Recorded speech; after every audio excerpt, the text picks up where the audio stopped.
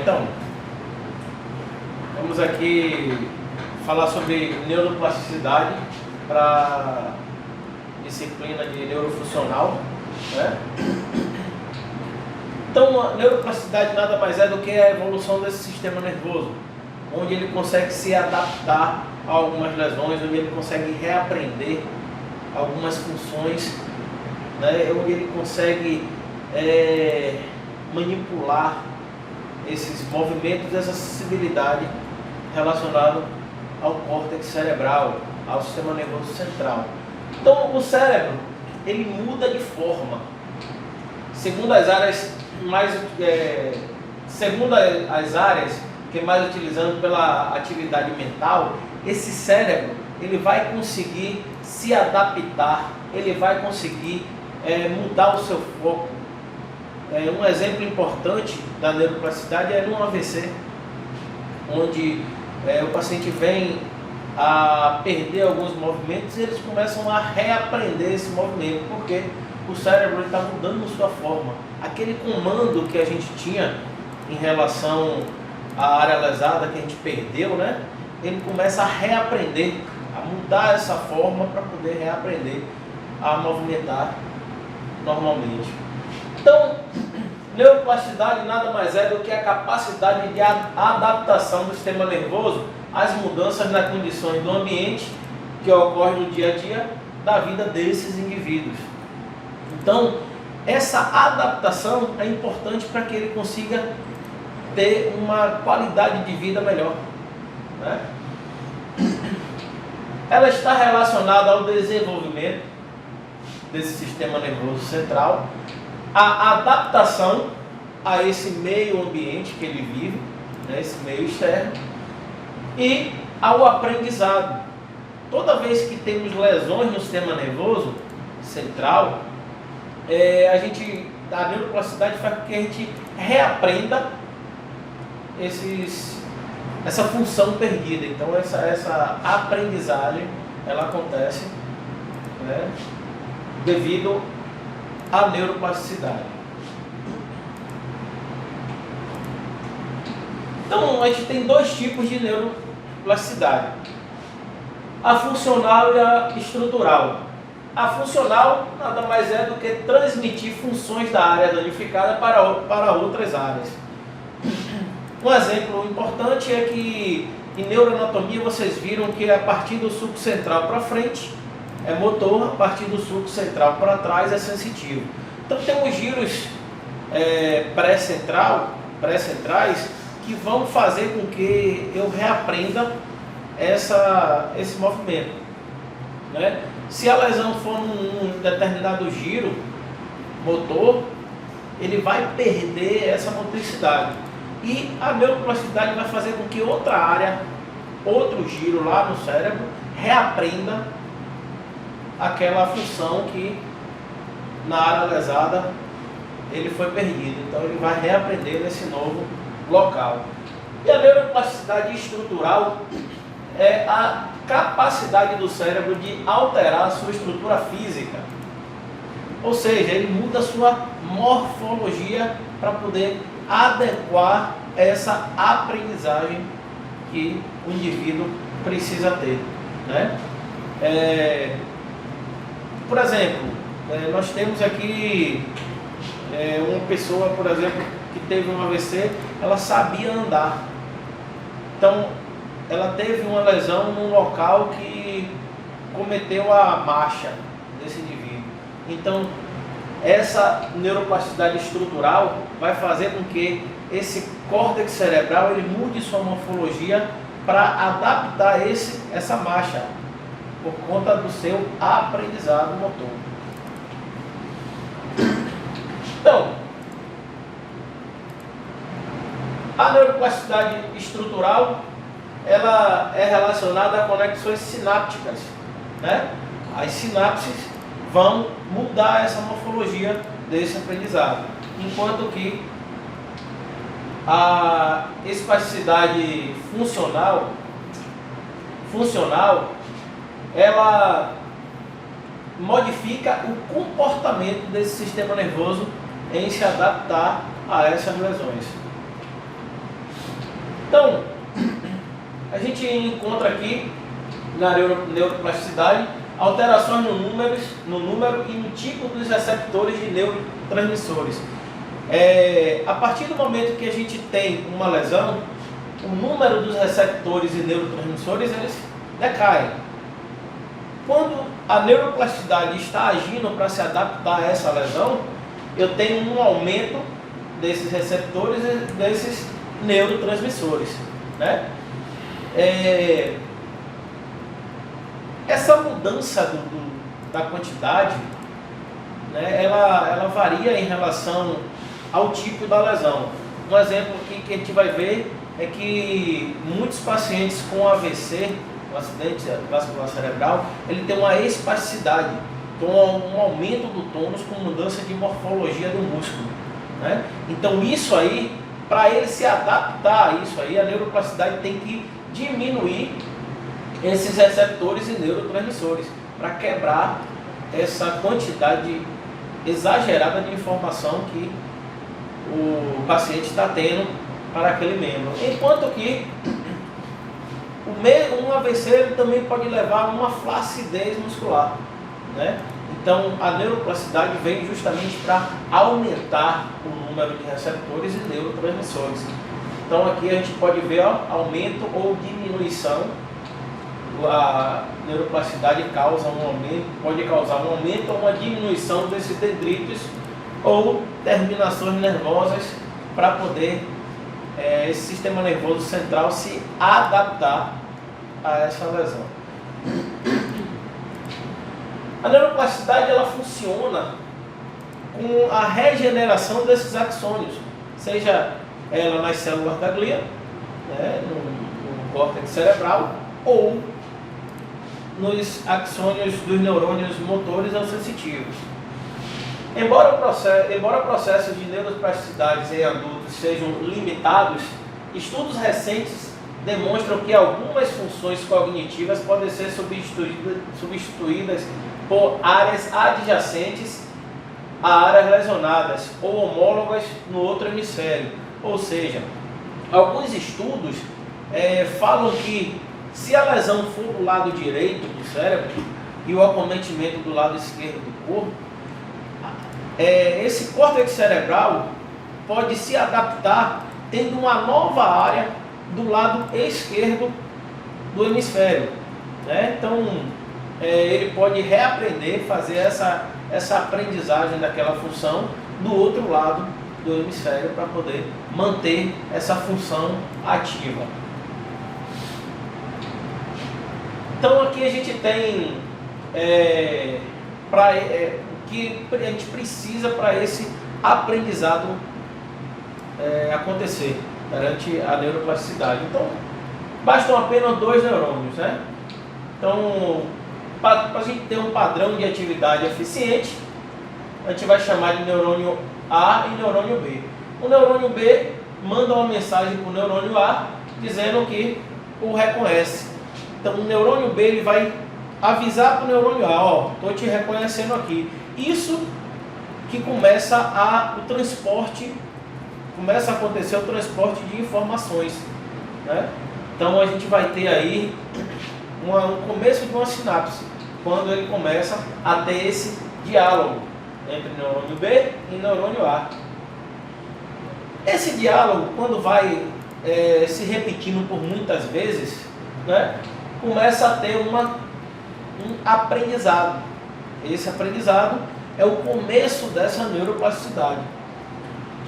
Com esse aprendizado cada vez mais tendo um padrão excitatório, ele mantendo esse aprendizado cada vez que passa, um exemplo, ele realiza o movimento 10, 15, 20 vezes, então esse aprendizado vai estar tão nítido que a célula, principalmente as células da glia, ela começa a ter uma memória. Então essa memória celular é importante para poder a gente tornar essa função automática, né? Ninguém pensa em andar, tenho que botar minha perna na frente, a direita na frente, depois a esquerda na frente. Não, ele já é automático. Isso a gente Isso acontece por conta de uma memória celular que a gente já tem durante o tempo que a gente anda, né? Então a memória celular é o final, onde se completa essa neuroplasticidade. Na neuroplasticidade há o aumento da facilitação sináptica. Então essa sinapse ela é facilitada, então ela melhora essa passagem de informação, fazendo com que essa informação passe com uma maior velocidade e tenha uma melhor resposta. Depois do primeiro estímulo, o mesmo neurônio pós-sináptico precisa de uma intensidade menor do mesmo estímulo para responder. Então eu tenho um primeiro estímulo no momento do diálogo, né? No momento do reconhecimento de um neurônio ao outro, eu tenho um primeiro estímulo, onde esse primeiro estímulo ele tem que ser muito grande, muito forte. Um segundo estímulo não precisa ser tão grande, tão forte como foi o primeiro. E a partir daí, os estímulos podem ir diminuindo sua intensidade, onde vai acontecer esse aprendizado e essa memória celular vai acabar acontecendo também. Princípios primordial da neuroplasticidade, né? O princípio primordial ele fala que a entrada muda a resposta. A entrada da informação que foi dada a esse neurônio, ele vai mudar a resposta, o tipo de entrada. Por exemplo, se o neurônio se o paciente tem um AVC que tem uma espasticidade, essa resposta está sendo essa informação está sendo uma informação de excitação do neurônio. Então, o que a gente precisa dar para a gente ter outra resposta? Então, a gente tem que quebrar essa resposta de excitação e dar uma resposta, dar uma informação de relaxamento dessa musculatura, né? Aí a gente vai trabalhar um Cabot, a gente vai trabalhar um alongamento, por exemplo, para quebrar essa relação de informação excitatória. Então aí a entrada, o tipo de entrada vai mudar a resposta. Se eu tiver um mesmo paciente que tenha um AVC onde a musculatura estiver flácida, né, fraca, então a gente vai trabalhar para excitar esse neurônio motor, para poder ele ter uma contração desse músculo, né? Então a entrada ele vai mudar essa resposta. O neurônio pós-sináptico ele é capaz de se modificar para tornar a resposta mais eficiente. Então esse neurônio ele vai se adaptar a essa lesão para poder dar essa resposta eficiente e a função aconteça de forma adequada. Mesmo depois de passado um longo tempo, a potência de resposta vai ficando aumentada. Não necessariamente eu preciso ter uma informação aumentada para ele dar uma resposta aumentada. O aprendizado da neuroplasticidade faz com que essa resposta vá aumentando gradativamente. Então aqui a gente vê um gráfico onde a gente faz onde mostra a quantidade de dendritos e axônios que são formados a partir de uma neuroplasticidade, né? No vermelho é sem neuroplasticidade e no azul é com neuroplasticidade. Então o cérebro humano ele se modifica pela estimulação. Quanto mais estimulado esse córtex cerebral for, maior vai ser a neuroplasticidade que ele vai produzir, né? Que ele vai ter. Formas simples de aprendizado implícito. Temos algumas formas, né? Como a habituação e a sensibilização. A habituação é o decréscimo na resposta após uma exposição repetitiva. Então, a habituação, a gente vai repetir essa função inúmeras vezes para esse controle cerebral ele conseguir se adaptar e aprender aquilo que a gente quer. Então a gente vai estar fazendo inúmeras vezes, repetidas vezes esse movimento, essa função, para poder ganhar essa memória celular. A sensibilização é o aumento da resposta comportamental após a exposição a esses estímulos. Então a gente vai aumentar cada vez que a gente repetir essa função, esse movimento, por exemplo, ele vai ter um aumento dessa resposta, né? Para poder conseguir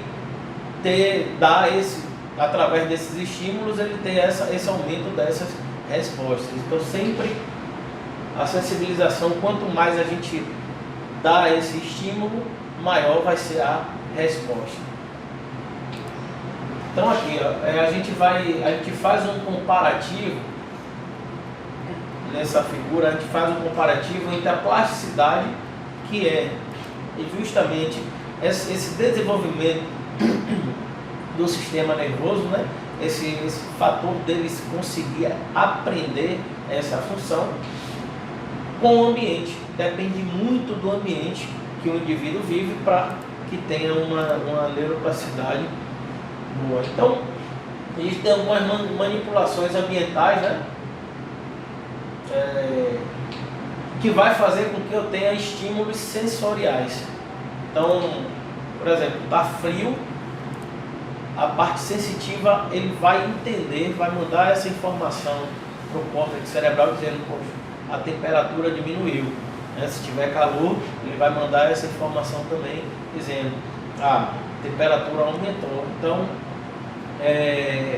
a parte do ambiente é muito importante para melhorar essa neuroplasticidade. E aí eu vou ter uma remodelação da conectividade sináptica. Então as sinapses, elas começam a se conectar de forma gradativa. E de acordo com o ambiente, ela pode aumentar ou diminuir sua velocidade de condução, né? Com isso, a gente pode ter também esse aumento ou diminuição dessa conectividade sináptica com as mudanças fisiológicas ou com o aprendizado de novas tarefas, né? Onde essa área lesada não está acostumada a fazer essa função, né? Estava acostumada a fazer essa função e não consegue mais, a gente dá novas tarefas para ela reaprender, como pentear o cabelo, escovar os dentes. Ele esquece, quando tem uma lesão nessa área que é responsável por realizar essa função, ele esquece, ele deixa de fazer, ele não consegue mais fazer. Então a gente tem que reaprender, né, essas novas tarefas para poder conseguir essa neuroplasticidade, esse reaprendizado. Então aqui a gente vê a plasticidade do sistema nervoso, né, as sinapses, como é que acontece. Então há uma modificação da eficácia da transmissão sináptica. Toda e qualquer lesão vai fazer com que eu tenha essa modificação da eficácia dessa sinapse. E aí a neuroplasticidade entra justamente para se adaptar a essa lesão, para conseguir fazer essa sinapse novamente. Então, existe a probabilidade de liberação de vesículas, como a gente vê aqui nessa figura, né? Ele começa a ter a liberação dessas vesículas nas sinapses para poder passar essa informação de um neurônio para o outro. Configuração dos receptores pós-sinápticos. Esses receptores pós-sinápticos, que ficam logo depois da sinapse, ele desliga. E quando ele vai chegando informação para ele que tem que ser passada para o córtex cerebral, ele começa a entender que aquela informação está chegando e que ele precisa levar para o lugar adequado. E aí ele começa a aumentar esse número de receptores pós-sinápticos, porque essa informação ela começa a ser dada, né, de forma aumentada para esse córtex cerebral. Então ele aumenta essa quantidade de receptores para poder levar essa informação adequada ao córtex cerebral para que seja reconhecida essa informação. Então a plasticidade do sistema nervoso, ela depende, a partir de uma lesão, ela depende de uma reparação dessa lesão, né? Ela primeiro faz com que ela precisa que o corpo, o organismo, ele faça esse reparo dessa lesão, né? A partir daí ele está tudo desorganizado, a neuroplasticidade vai fazer com que essa reorganização aconteça, né? Ela vai reorganizar um local onde tem essa lesão, onde teve essa lesão, e ele vai levar essas funções para outros lugares. Então ele vai reorganizar aquele sistema. A partir dessa, quando está tudo organizadinho lá, ele vai fazer a sinaptogênese, que é o brotamento de novas sinapses, a formação de novas sinapses, para poder essa informação poder passar normalmente, fazendo assim a neuroplasticidade, a neurogênese, né? Que é a formação de novos neurônios, novas sinapses, novas vias de passagem de informação. Então a plasticidade sináptica, o neurônio se comunica entre eles através de conexões denominadas sinapses. Essas vias de comunicação podem se regenerar durante a vida. Então essas sinapses elas se regeneram, né? Justamente a sinaptogênese que a gente comentou no slide anterior. Cada vez que ganhamos novos conhecimentos, através de uma prática repetitiva, através de funções, a gente repetindo a mesma função várias vezes, né? A comunicação sináptica entre os neurônios ela é fortalecida. Então, quanto mais função a gente repete, né? Quanto mais vezes a gente repete aquela função, mais a gente vai fortalecer essa sinapse dos neurônios. Visitar novamente o circuito neural e restabelecer a transmissão neural entre os nervos implicados em cada nova tentativa melhora a eficiência da transmissão sináptica. Então o aprendizado ela só acontece de uma forma repetitiva. Então para a gente ter uma boa neuroplasticidade, a gente precisa ter muita repetição. Para a gente ter uma boa memória celular nervosa, a gente precisa repetir muitas vezes, para que essa função se torne muito fácil de ser realizada. A plasticidade sináptica é talvez o pilar onde descansa a fantástica maleabilidade do cérebro. Então, é através da plasticidade sináptica que o cérebro ele consegue ser mais maleável, ele consegue reconhecer essas informações, ele consegue traduzir essas informações e ele consegue enviar o estímulo próprio para aquela informação. Então, para que eu tenha uma neuroplasticidade adequada, eu preciso muito que eu tenha uma plasticidade sináptica bem fortalecida. Aqui a gente vê, né, dois neurônios e a gente observa a sinapse, né, acontecendo uma sinapse, onde um neurônio está mandando uma informação para o segundo neurônio que vai levar até esse sistema nervoso central. Então a neurogênese ela faz alusão ao nascimento e à proliferação de novos neurônios no cérebro. Ou seja, quando a gente nasce, a gente não tem aprendizado nenhum, né? Então, com o passar do tempo, a gente vai aprendendo algumas funções importantes. Por exemplo, uma criança, ele nasceu e ele não consegue andar. A partir do momento da sua evolução, ele consegue ficar em pé, ele anda e dá 2 passos e cai, né? Aquilo ali é uma informação levada através de sinapses para o cérebro, dizer, pô, se ele andar daquela forma, ele vai cair de novo. Então ele tenta se adaptar, né, àquelas informações, né, e até chegar o momento que ele vai cair de novo, ele reaprende, vai caindo e reaprendendo, vai caindo e reaprendendo, até que essas quedas se tornem menos constantes e esse aprendizado vem acontecendo até a gente não cair mais, né, e a gente consegue andar normalmente. Então isso é a neurogênese.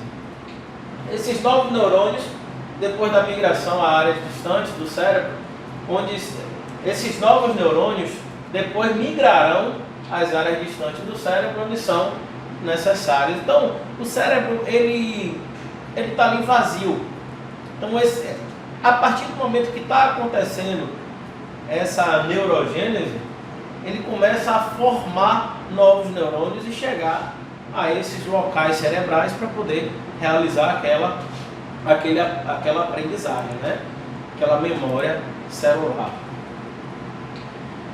Em relação à neuroplasticidade e à fisioterapia, a reabilitação do cérebro lesionado pode promover a reconexão de circuitos neurais danificados. Então, se a gente reabilitar esse cérebro de acordo com a função perdida, a gente vai fazer com que ele faça uma reconexão desses circuitos neurais que foram danificados. Quando há uma pequena perda da conectividade neural, esta tende a ser recuperada de forma autônoma. Ou seja, quando a lesão é pequena, o próprio organismo se encarrega de recuperar, né? Então a forma é autônoma. No entanto, quando essa perda é de maior grau, é muito extensa, torna-se uma perda permanente. Daí a impossibilidade de recuperar certas funções depois de determinados danos neurológicos. E aí a gente vai reabilitar, como o paciente vem com muita sequela, a gente vai reabilitar por esse dano ser muito maior, para esse paciente se adaptar ao ambiente que ele vive, né? Então a gente faz essas adaptações, a gente trabalha nessas adaptações para que ele consiga realizar todas as atividades independentemente de qualquer outra pessoa. As lesões aparentemente irreparáveis podem tornar-se potencialmente recuperáveis. Para isso, necessita de objetivos preciosos de tratamento que mantêm níveis adequados de estímulos nos neurônios. Então, muitas vezes a gente tem lesões neurológicas que são irrecuperáveis, né? Elas não conseguem reparar essas lesões. Porém, se a gente tiver dando vários estímulos, repetindo essa função várias vezes, a gente vai ter outras áreas no cérebro para poder aprender aquela função e realizar aquela função normalmente. Por fim, a gente tem aqui uma mensagem, né? É costume de um tolo, quando erra, queixar-se dos outros. É costume de um sábio queixar-se de si mesmo. Então quem é sábio, né, reclama de si mesmo pelo erro, não joga a culpa em cima do outro. Muito obrigado.